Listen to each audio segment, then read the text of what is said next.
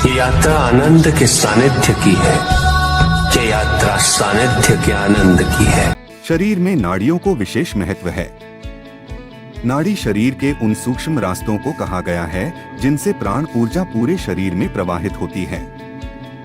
स्थूल शरीर में नाड़ियों की संख्या लाखों में बताई जाती है, लेकिन हठ योग प्रदीपिका के अनुसार मनुष्य शरीर में कुल 72,000 नाड़ियां होती हैं।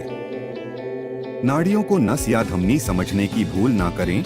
नाड़ियां शरीर में प्राण ऊर्जा, ब्रह्मांडीय ऊर्जा, वीर्य और कुंडलिनी जैसे सूक्ष्म ऊर्जाओं का संचार कराती हैं।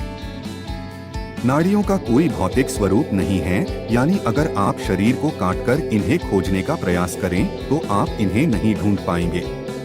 72,000 नाड़ियों में इड़ा, पिंगला, सुषुम्ना, गांधारी, हस्तजिह्वा, कुहू, सरस्वती, पूषा, शंखिनी, पयस्विनी, वारुणी, अलंबुषा, विश्वोदरी और यशस्विनी इन 14 नाड़ियों को महत्वपूर्ण माना जाता है तथा इनमें भी प्रमुख 3 नाड़ियां हैं।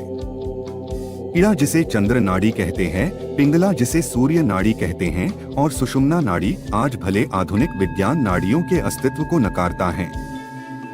मगर जैसे जैसे आप अधिक सजग बनने लगते हैं, आप महसूस करेंगे शरीर में ऊर्जा की गति अनियमित नहीं है, वह तय रास्तों से गुजरती है।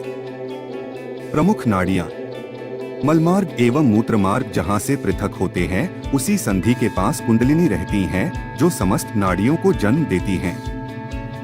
शरीर के 14 प्रमुख नाड़ियों में 7 ऊपर को जाने वाली और 7 नीचे को जाने वाली होती हैं। अलंबुषा मलमार्ग से शुरू होकर मूलाधार चक्र से होते हुए मुंह में खत्म होती है।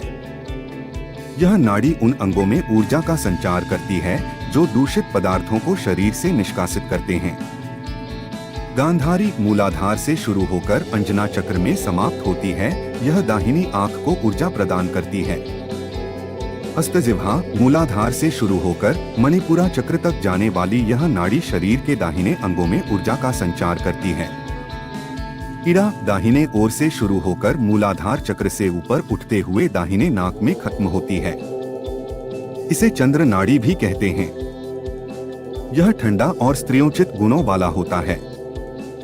यह स्नेह, प्यार, दयाभाव जैसे गुणों को बढ़ाता है।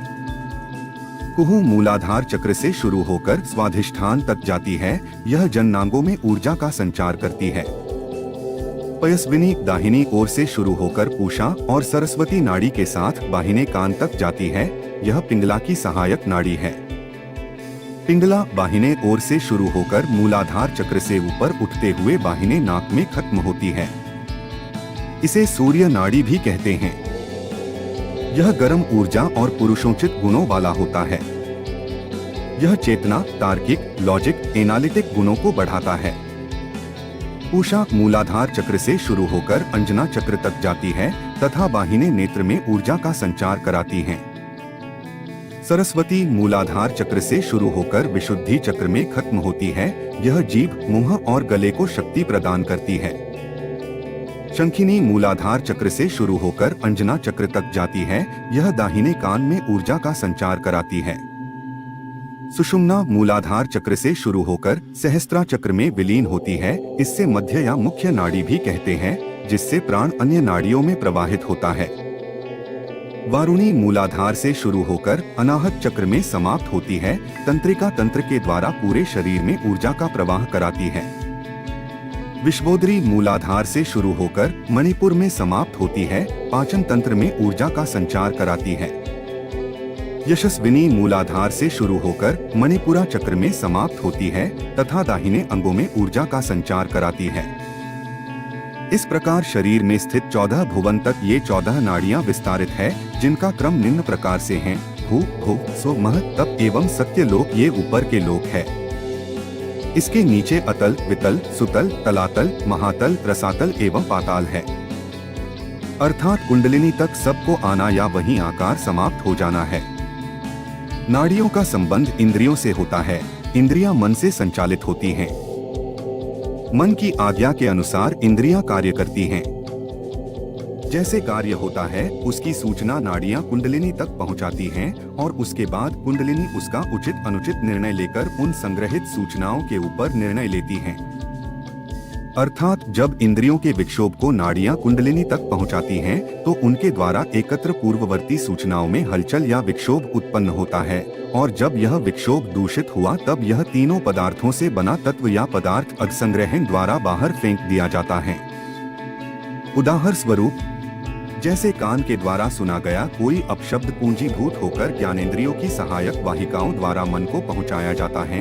मन को इससे अपनी प्रतिष्ठा पर ठेस लगता है। मन तत्काल इसके विपरीत प्रतिक्रिया के लिए संबंधित नाड़ियों से सूचना कुंडलिनी के पास घिरा आवरण तदनुरूप द्रवित अन्य पदार्थ का रूप धारण कर संबंधित या उस कार्य के लिए नियुक्त नाड़ी के माध्यम से मन को वापस किया जाता है, और मन के द्वारा तत्काल संबंधित कर्मेंद्रिय जैसे झगड़ा करने के लिए हाथ या मुंह को आदेश दिया जाता है। इस प्रकार कुंडलिनी के पास एकत्र पदार्थों का उपयोग मनुष्य द्वारा किया जाता है। यदि सारे पदार्थ अपना आवरण कुंडलिनी पर से हटा दें, तो कुंडलिनी पर पड़ा दबाव स्वरूप बोझ समाप्त हो जाएगा है, और कुंडलिनी हल्की होकर ऊपर उठते हुए मूलाधार, स्वाधिष्ठान, मणिपुरा, अनाहत, विशुद्धि एवं आज्ञा चक्र होते हुए ब्रह्मरंध्र में जाकर स्थिर हो जाती है। जब तक कुंडलिनी पर विविध नाड़ियों द्वारा एकत्रित संवेदनाओं, सूचनाओं का बोझ लदा रहेगा, कुंडलिनी वहीं दबी रहेगी और मनुष्य विविध दुष्चक्र में फंसा रह जाता है। 3 प्रमुख नाड़ियां ईड़ा, पिंगला और सुषुम्ना नाड़ी शरीर के विविध अंगों से विविध संवेदनाओं या सूचनाओं या आज्ञाओं को छोटी छोटी नाड़ियां एकत्र करके अपने से श्रेष्ठ उपर्युक्त 14 नाड़ियों तक पहुंचाती हैं। ये 14 नाड़ियां उन अपन सहायक छोटी नाड़ियों से इन सूचनाओं को एकत्र कर अपने से श्रेष्ठ प्रधान नाड़ियों ईड़ा, पिंगला और सुषुम्ना को प्रदान करती हैं। इन सब को सुषुम्ना एकत्र कर कुंडलिनी पर आवरण स्वरूप कवच के रूप में उसे ढकी रहती हैं। ईड़ा नाड़ी फेमिनिन और क्रिएटिव प्रिंसिपल, इसे चंद्र नाड़ी भी कहते हैं। यह स्त्रियोचित गुणों वाला होता है। यह सुषुम्ना के दाहिने ओर से प्रवाह होता है, जो मेरुदंड के मूल से शुरू होकर पिंगला नाड़ी के साथ अंजना चक्र तक आती है और दाहिने नाक में समाप्त होती है। ईड़ा नाड़ी हमारे मानसिक ऊर्जा से संबंधित है। इसका रंग सफेद होता है। चंद्रमा के समान शांत ऊर्जा वाला, जिन व्यक्तियों में ईड़ा नाड़ी अधिक संतुलित होती है, उनमें अधिकतम स्त्रियोचित गुणों का विकास होता है तथा पुरुषोचित गुणों की कमी रहती है। पिंगला नाड़ी, इसे सूर्य नाड़ी भी कहते हैं।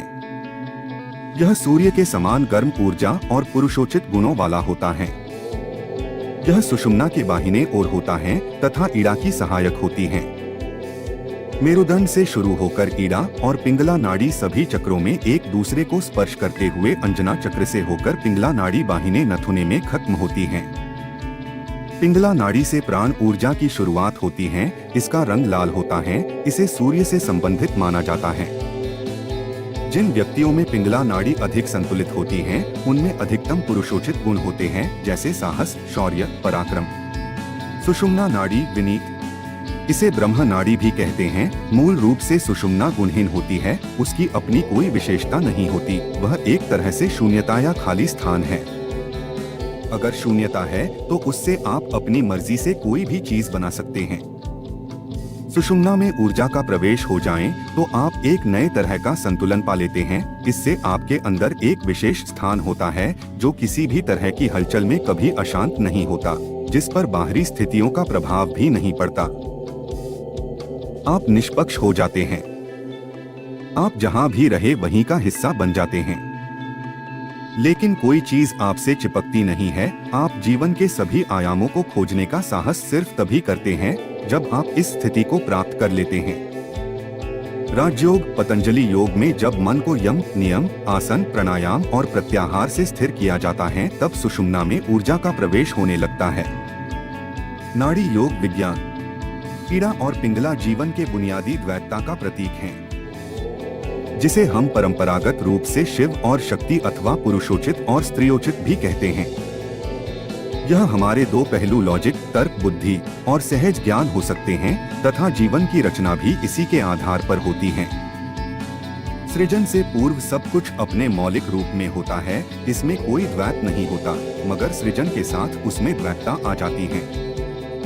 यहाँ पुरुषोचित और स्त्रियोचित लिंग भेद या शारीरिक रूप से स्त्री या पुरुष होना नहीं है, बल्कि ये प्रकृति के कुछ खास गुण हैं जिन्हें पुरुषोचित और स्त्रियोचित कहा जाता है।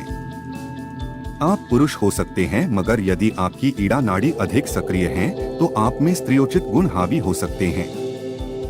इसी तरह पिंगला नाड़ी अधिक सक्रिय होने पर पुरुषोचित गुण हावी हो जाते हैं। जब आप दोनों नाड़ियों ईड़ा और पिंगला के बीच संतुलन बना लेते हैं, आप प्रभावशाली बनने लगते हैं। आप जीवन के सभी पहलुओं को समझने और अच्छी तरह संभालने लगते हैं। अधिकतर लोग ईड़ा और पिंगला में जीते और मर जाते हैं। मध्य स्थान सुषुम्ना निष्क्रिय बना रहता है। मानव शरीर विज्ञान में सुषुम्ना सबसे महत्वपूर्ण पहलू है। इसके मुताबिक जब ऊर्जा सुषुम्ना में प्रवेश करती है, जीवन असल में तभी शुरू होता है। सूर्य, चंद्र और सुषुम्ना स्वर। स्वर विज्ञान एक बहुत ही आसान विद्या है। श्वास जीव का प्राण है और इसी श्वास को स्वर कहा जाता है। स्वरोदय विज्ञान के अनुसार श्वास अगर दाहिने नथुने से निकल रही है तो यह श्वास पिंगला अर्थात सूर्य स्वर है। यह श्वास गर्म होती है। इसके विपरीत बाहिने नथुने से निकल रही श्वास ईड़ा अर्थात चंद्र स्वर है। यह ठंडी होती है। दोनों के मध्य सुषुम्ना का स्वर प्रवाह होता है, अर्थात जब श्वास दोनों नथुनों से श्वास निकलने लगे तो यह सुषुम्ना स्वर है। उपरोक्त श्वास के निकलने की तीनों क्रियाएं ही स्वरोदय विज्ञान का आधार है।